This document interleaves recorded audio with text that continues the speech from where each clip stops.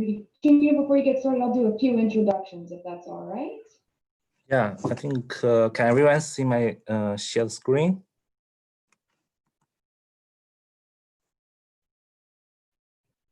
I'm going to take it back for just a second. Okay, yeah, great, yeah. No problem. Alrighty, well, welcome everybody. My name is Sarah Berg. I am the chair of the Chemical and Process Industries Division of ASQ.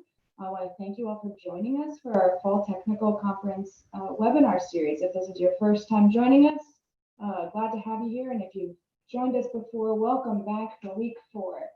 So I'm just going to do a few introductions and a little background on the conference, and then we'll kick it off for today's talk. So for those of you not familiar, the Fall Technical Conference is an annual conference sponsored by the American Society for Quality and the American Statistical Association.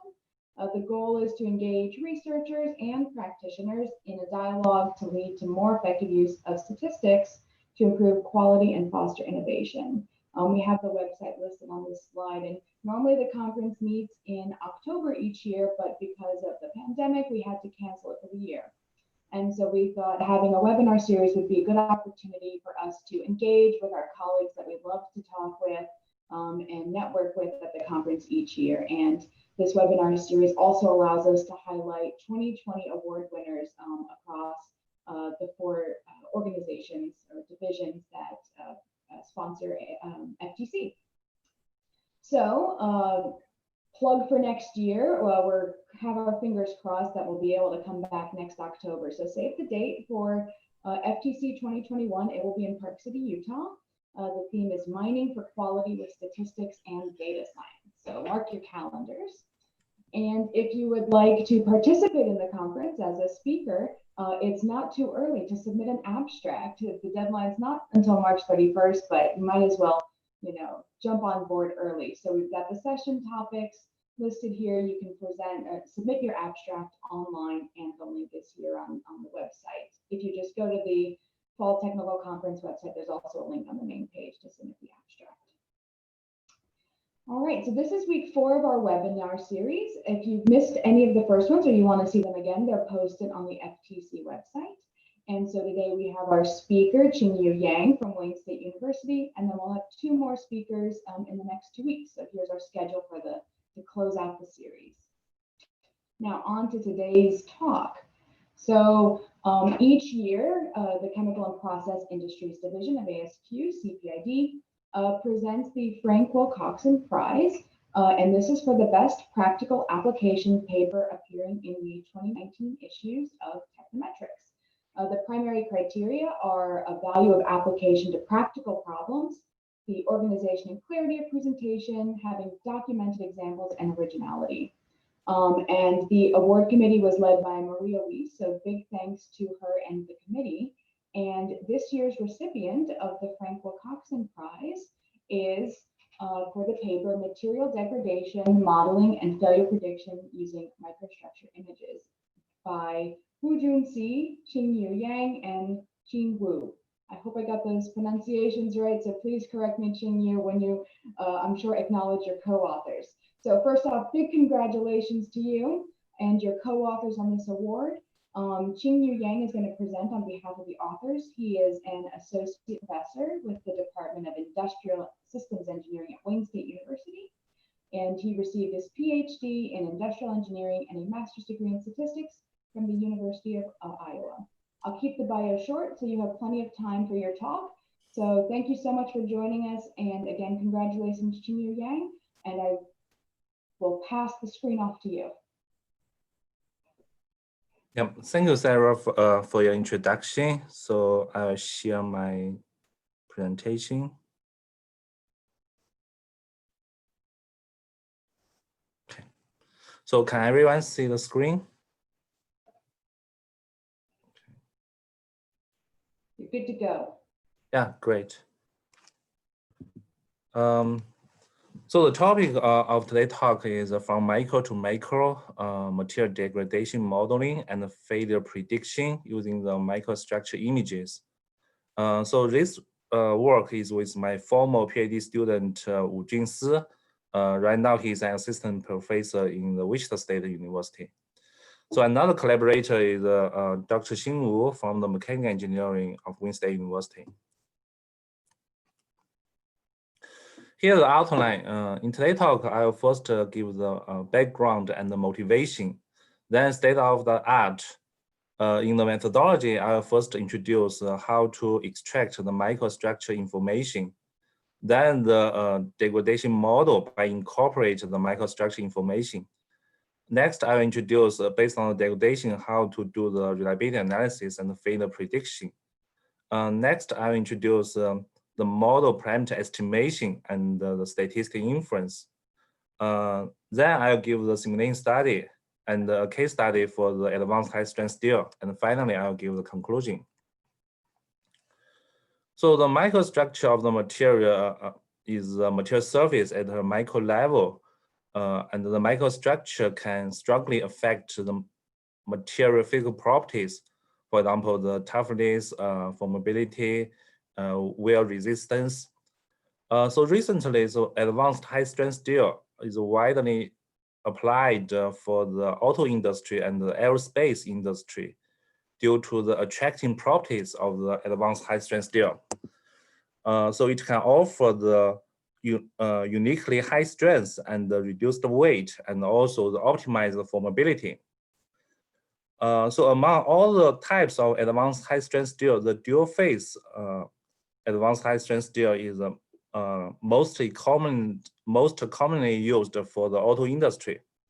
So this is automotive the auto framework that is produced by the dual-phase advanced high-strength steel, and this is the microstructure of the DP advanced high-strength steel.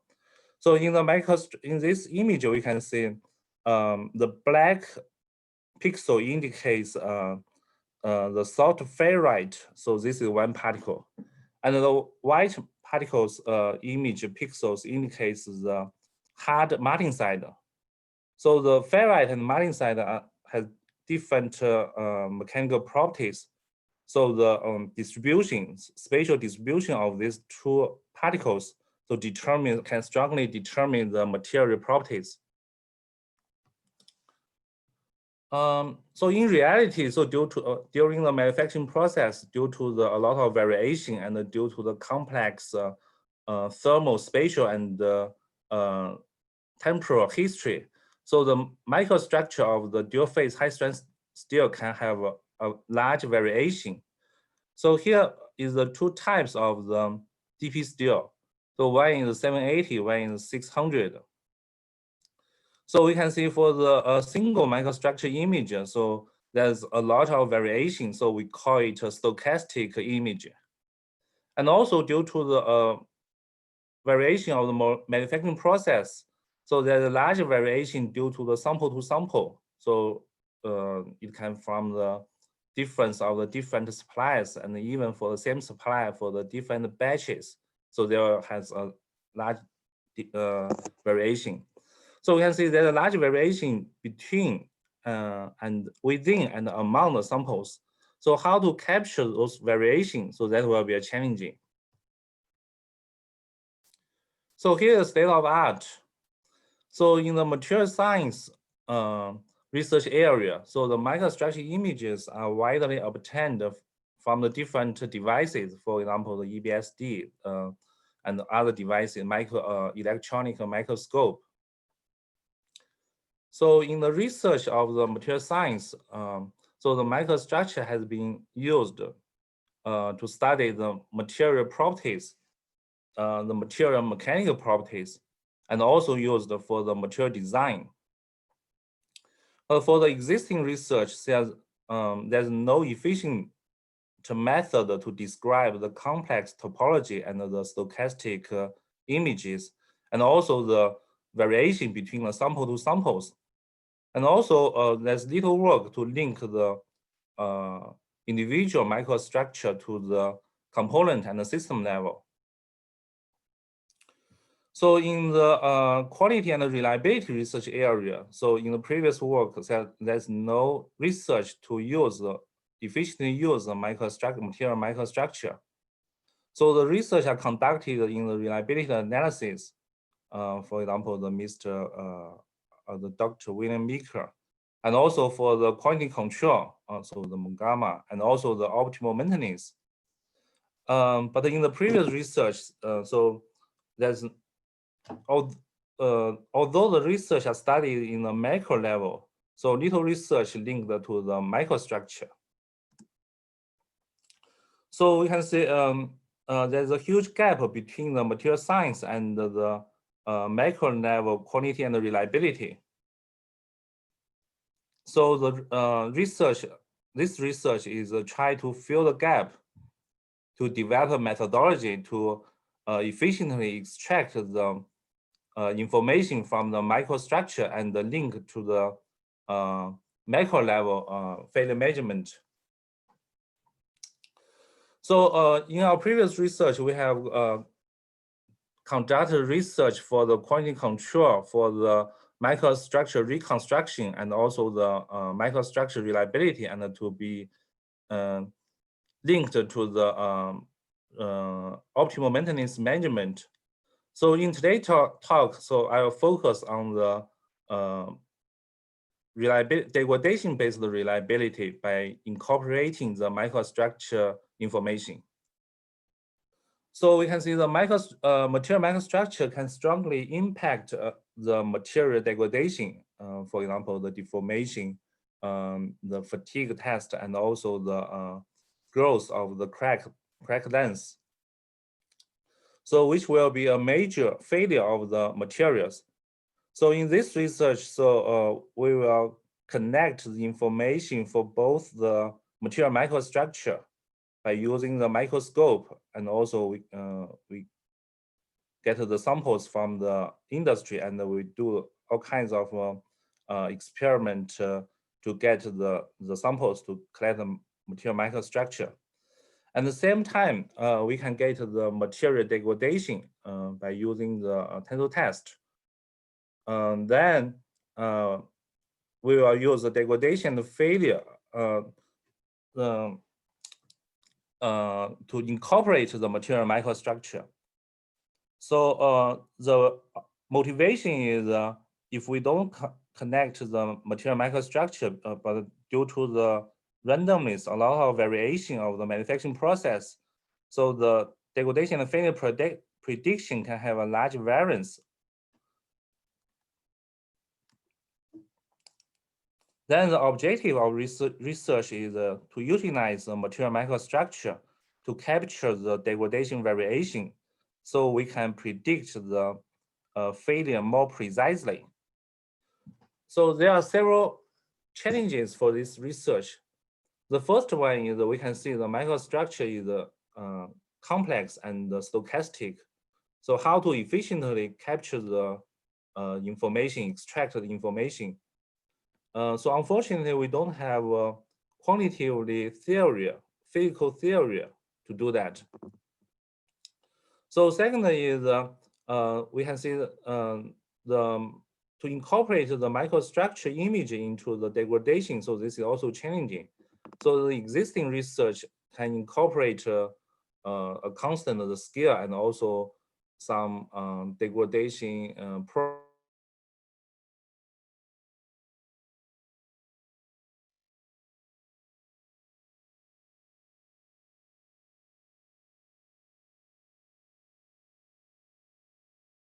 how to capture the information of a high dimension, how to efficiently extract the microstructure information. So we can see, so to do the statistical analysis, so generally we have two types of statistical method. One is a parametric based statistical method. Another is a non-parametric based statistical method. So first, I will introduce the parametric based statistical method. So the first method is autologistic regression. Classical method can be used to model the microstructure information, microstructure, and extract the information. So the autologistic regression model is trying to build, establish a 0-1 type, binary type of spatial data So it has already been used in many research domains. For example, the agriculture, the geostatistics.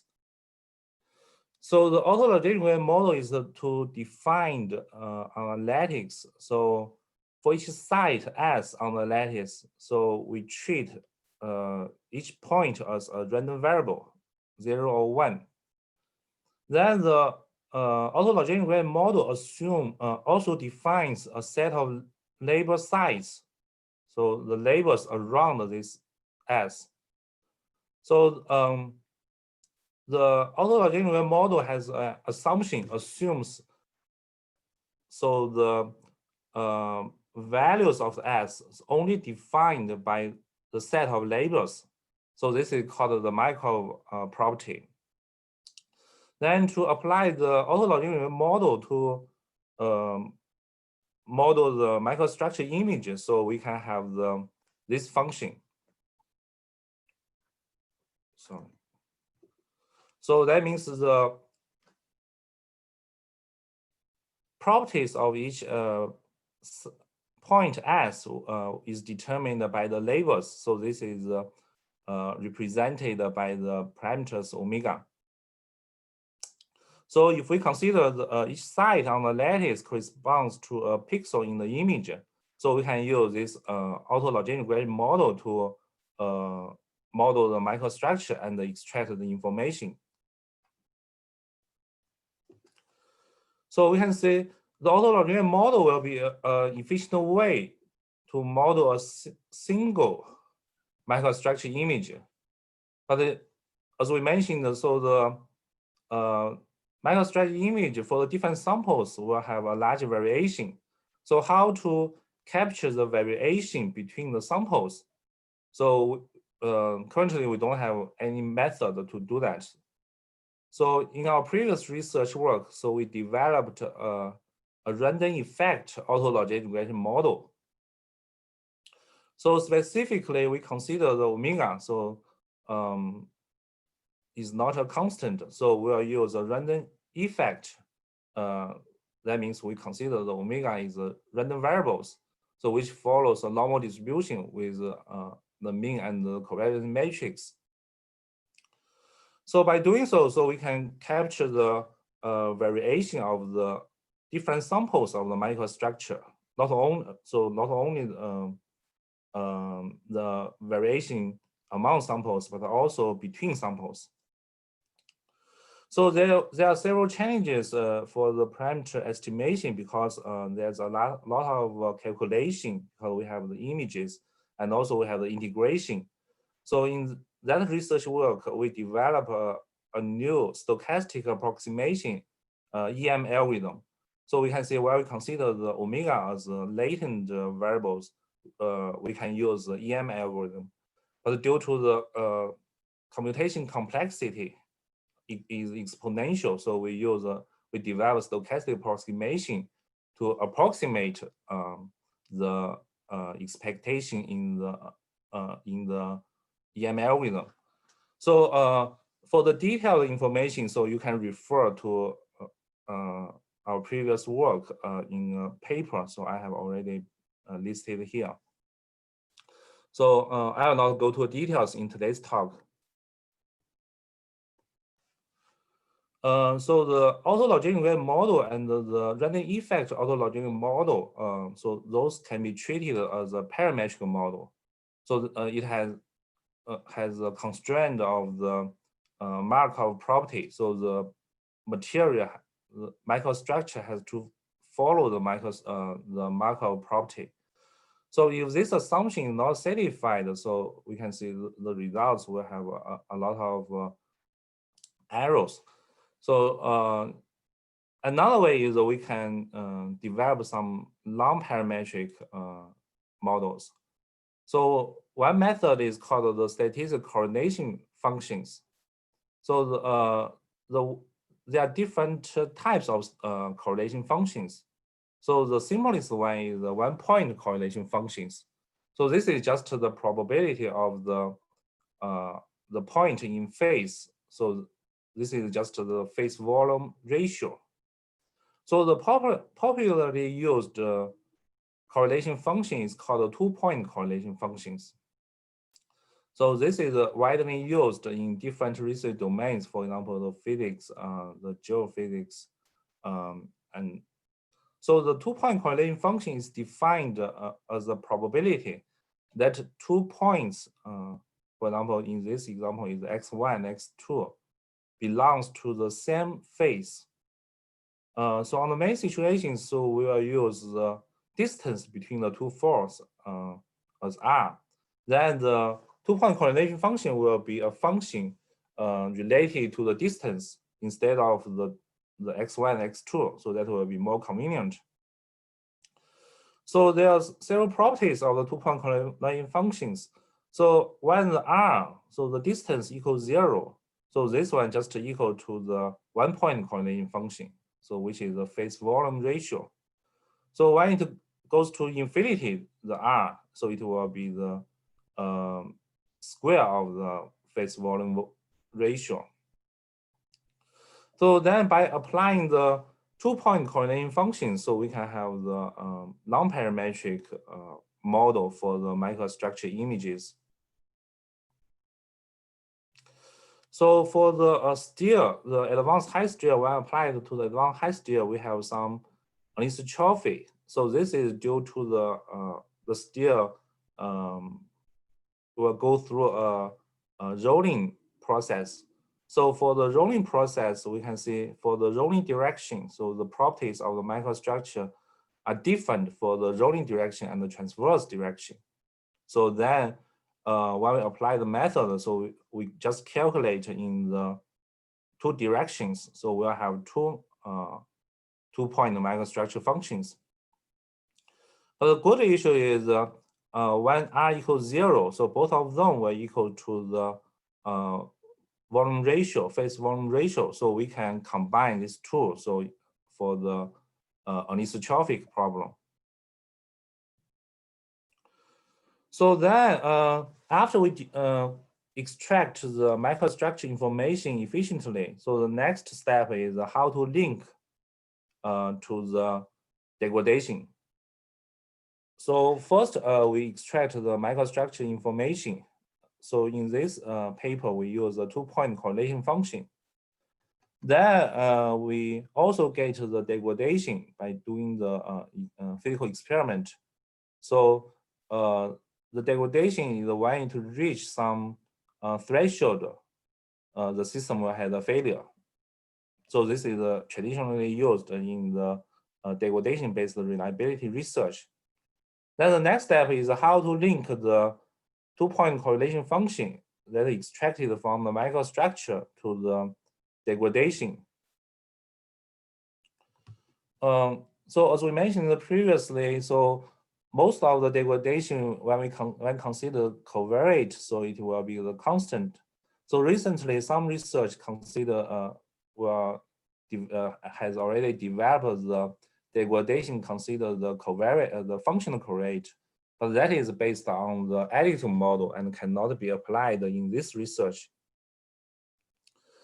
Then we developed a new functional covariate degradation model, and based on that, so we can do the reliability analysis and the failure prediction. So in this paper, we consider a simple case. So we assume the degradation will have a linear path. So here we have the G, the Y is just the degradation level. So the G is the link function. So we can have some transformation of the data. And then the A and the B are the slope and the intercept of the linear function.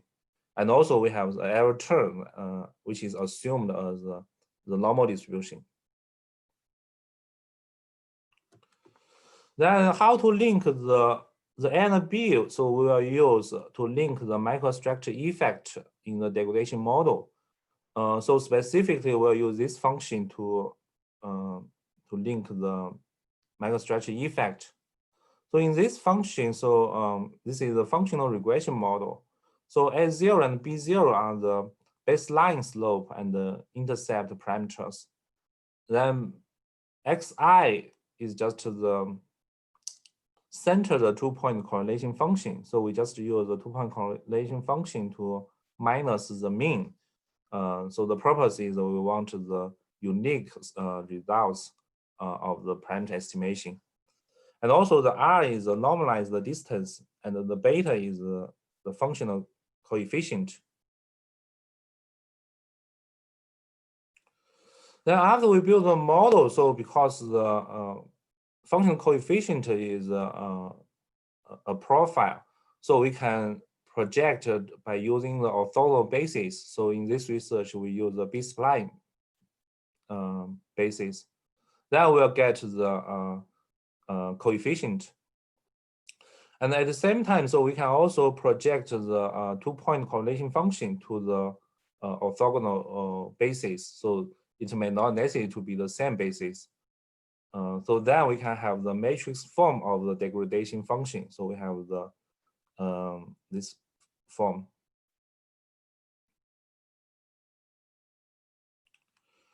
So after that, so we still have a very high dimensional data because the functional data is the dimension is infinity. Then we need to select the function basis, and we have the truncation of the functional coefficients. Then how to quantitatively capture the truncation errors. So we have the bound. So we proved that if the functional data satisfy the coefficient satisfy the following condition, that means if it is square integrable and if it is a solvable ellipsoid of order 2, if the coefficients belong to this one. So we prove that the functional error can be bounded by this equation. And also when the number of the function basis goes to infinity, so we can see the truncation errors will uniformly goes to 0 with order 2. So this is how we capture the errors after we do the approximation. Then after we build the degradation model, so based on that, we can calculate the conduct reliability analysis and do the prognostic. For example, we can calculate the remaining useful lifetime. So the degradation-based reliability was widely studied in the reliability research area. So the purpose is, the main idea is if we have the degradation, when it reaches the threshold, then we'll have the failure. So the degradation-based reliability can give more information compared to the failure time-based reliability. So because we in this research we only consider the linear trend, so we can get the calculate theoretically results of the distribution of failure time. So here is the condition CDF and the PDF of the failure time distribution. So based on this, we can do the prognostic, for example, for giving data at any given data, so we can predict what will be the remaining useful lifetime. So after we build the model, so the next step is how to estimate the model parameters given the samples. So here we can see the model parameters include the theta. So theta will be A0, B0, and also the functional coefficients, beta 1 and beta 2. And also we have the standard deviation. So when we estimate the parameter, because the beta 1 and beta 2 also has a high dimension, if the microstructure, if it is very complex. So even we have the approximation, so the number of parameters can also be very high. So then to overcome these challenges, so we use the penalized least square estimation. So the idea is we will not minimize the least square errors instead. So we will minimize the penalized sum of square errors. So the which will include both the sum of square errors and the penalty term. So here, the lambda is just lambda 1 and lambda 2 are the coefficients for the penalty term.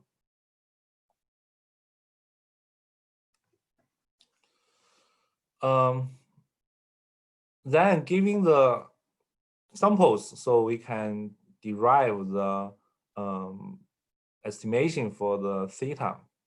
So by using the penalized least square estimation, so we can get the closed form of the estimation of the theta. So in the estimation of theta, so we need to also estimate the lambda 1 and the lambda 2, so which are the coefficients for the penalty term. We just use the generalized cross validation to calculate this lambda 1 and lambda 2.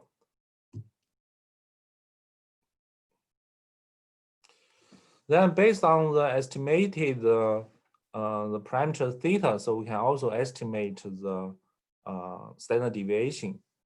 So this can be calculated by use formula. And also we can estimate the functional coefficients beta 1 and beta 2 based on the estimated theta.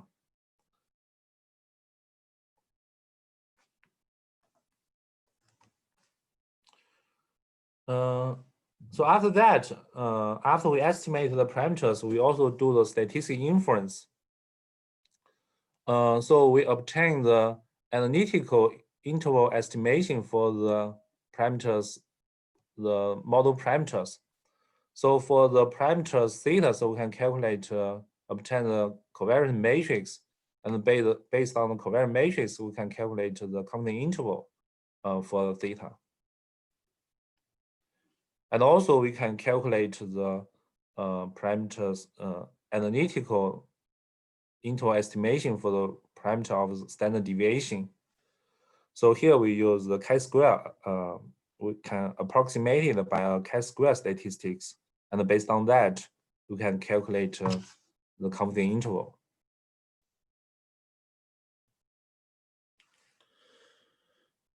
And also we can calculate the we obtain the analytical pointwise interval estimation for the function coefficients beta 1 and beta 2, and this is a pointwise confidence interval. And we can get the pointwise interval estimation for the failure time distribution. So here I will not go to the details of the functions, so you can refer to the paper. So then we do the simulation study. So the data are simulated for both the microstructure images and the degradation. So we simulate 100 degradation and the corresponding microstructure images by using these parameters.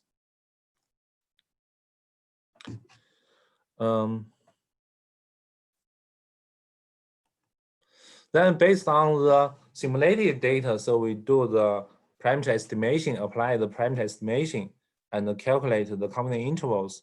So we can see the estimated parameters, the confidence intervals just include the real data.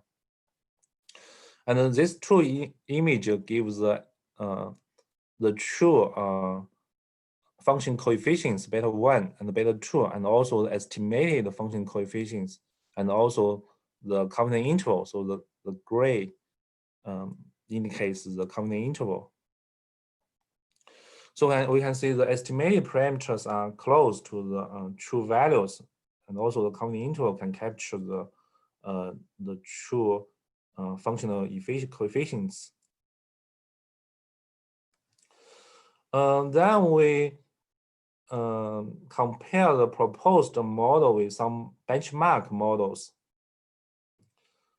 So here, the model 1 is just the proposed model by using the 2-point correlation function as a predictor, and also proposed developed degradation model.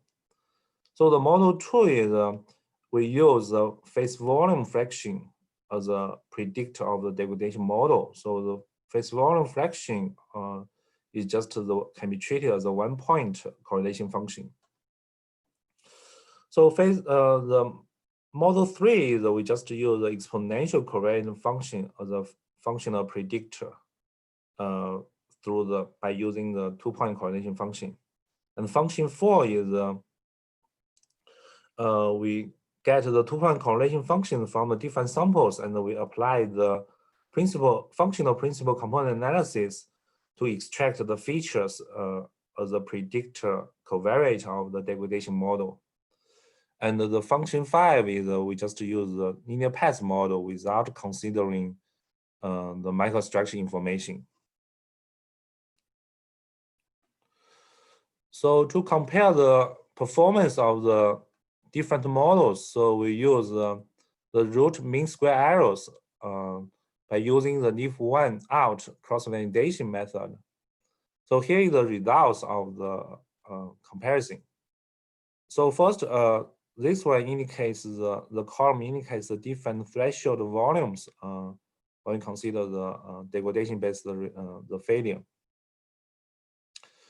So we can see with the increment of the threshold values, so the root mean square errors is increased. So this is intuitive. And also when compare the different models, so we can see the proposed model, which use the developed degradation model by using the material microstructure information has the best performance. So in this comparison, we can see the lowest value will have the better performance. And the model 2 and 4 so are the third best and the second best. So all those 4 models consider the material microstructure but use the different covariates for the degradation model. And we can see the model 5 has the largest root mean square errors because the model 5 did not consider the material microstructure information. Then we have a case study, which is we use the two-phase advanced high-strength steel to conduct the case study. So we received 24 dual-phase high-strength steel from the industry collaborators. Then in our labs, so we conduct experiments. So for each sample, so it is cut with as 2 parts. So one part will be used to get the material microstructure image by using the electronic microscope. So the other part will have the tensor test, and we use the digital image correlation to record the degradation of the in the tensor test. So for the degradation path, so we use the log scale for both the time and also for log scale for the degradation. So we can see the degradation paths are approximately linear after the log-log transformation. Then we apply the developed method to estimate the model parameters. So this is the estimated parameters for the A0, B0, and also standard deviation sigma. And this is estimation for the function coefficients beta 1 and beta 2, and also the corresponding 95% confidence interval. So the results are further used for the net prediction by using the microstructure. So based on the degradation model. So giving a microstructure image, so based on the estimated parameter and the model, so we can predict the time to failure distribution. So here we give the different threshold. Then we can see this is the cumulative density function of the time to failure. So we can see from this image. So on this plot, we can see if we have a larger threshold value, so we'll have a longer expected lifetime. So, and also we investigate the impact of the number of the base functions on the degradation prediction. So we also calculate the root mean square errors of the degradation path predictors by using the leave one out cross validation. So the x-axis indicates the number of the base functions, and the y-axis indicates the root mean square errors. So from this graph, we can see in this simulation model, or in this case study, so we choose 5 base functions that will be sufficient to do the modeling. And also we compare the developed model with other 4 models. And here we add a new model, is the power law path model. So this is to see whether there's some nonlinear property of the image of the degradation. So here is the results. So still the proposed model has the best performance, and the model 2 and 4, so which capture the microstructure information, will be the second best and the third best.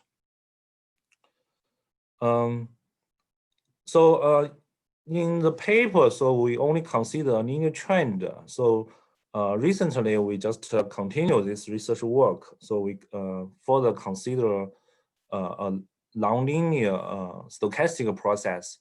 So in the new research, we find that if we use the nonlinear stochastic process, so the performance will be better than the linear degradation model. So here is a summary. So the microstructure material microstructure can strongly affect the material properties.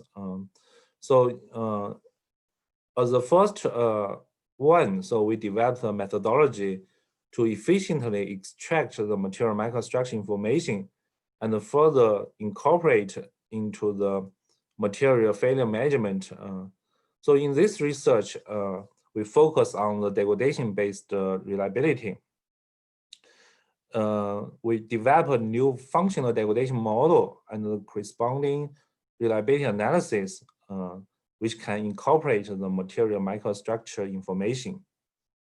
So the developed method is applied for the advanced high-strength steel, dual-phase steels. And the results show that the developed method outperforms the benchmark models.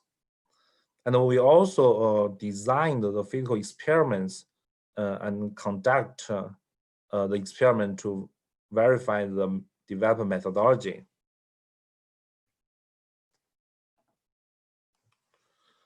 So finally, the research, so we want to acknowledge the National Science Foundation, which is partially support this research, and some other federal agencies and industry companies for our research work.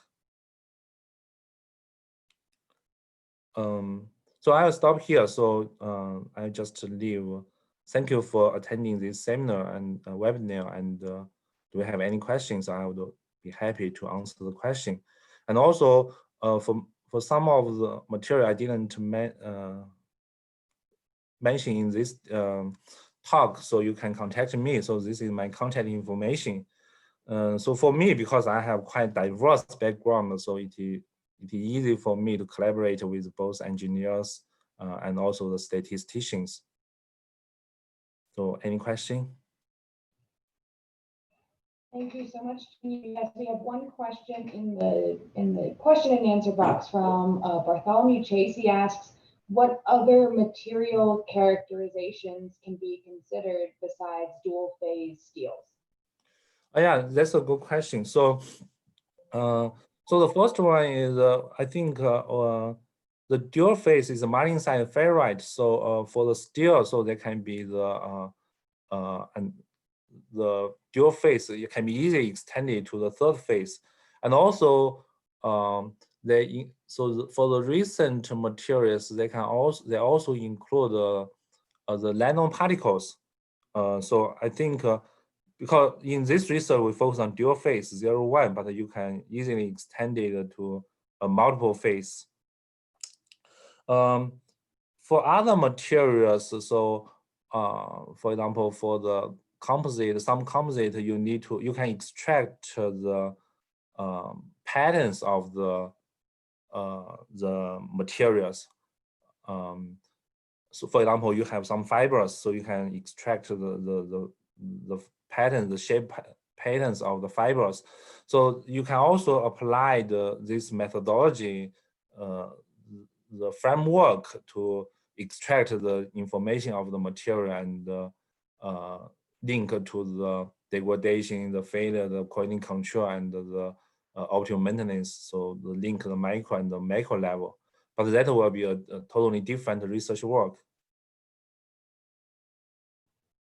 Awesome. Mr. Chase also asks, what methods of inspection were used to collect the data?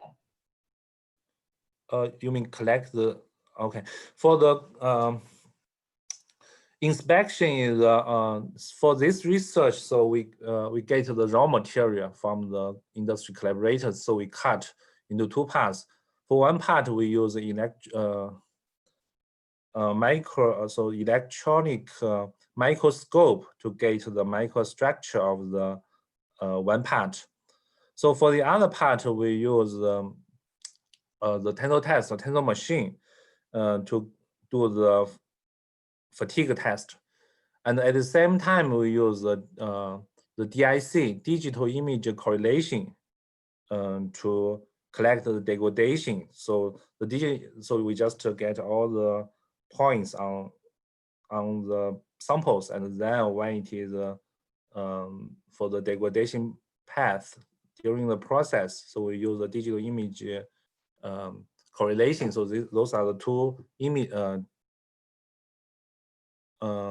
Those can get all the process, how the correct degradation process. They can correct the degradation process, and that can be used to get the degradation. Great, thanks. And then we have one other question from Keith. He asked, I believe you said this was a parametric model. Is that then the normal or something other than that? He missed it if you mentioned it already. Yeah, so we mentioned the 2 types of the methods to extract the microstructure information. So one is the parametric model, one is a non-parametric model. So the autologous model and the random effect autologous model can be treated as a parametric because we need to satisfy the Markov property. So the 2-point correlation method can be treated as a non-parametric model. So in this paper, we use a 2-point correlation method as the non-parametric model because it does not have the constraint of the assumption. But the problem is the 2-point correlation matrix, because it has a function form, it also has a dimension, infinity dimension. So we need to reduce to the base functions, and we need to have a truncation of the base functions. But we have proved the errors of the truncation approximation, and also finally in this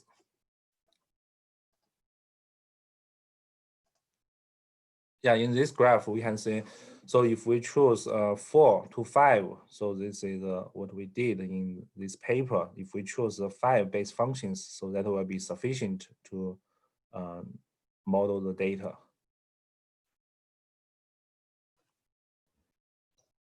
Are there any more questions from the audience?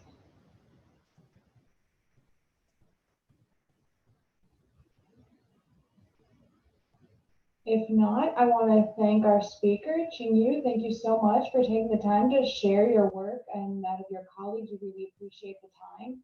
And I just want to remind everybody that our FTC webinar series will continue next week, but at a different time. So next week we will be on Thursday at 3 p.m. This is to accommodate our speaker who is in Belgium. And so if you want to join us next week, again, Thursday at 3 p.m. Eastern, and I hope to see you there. And I hope everybody has a great rest of your day and weekend. Thanks so much.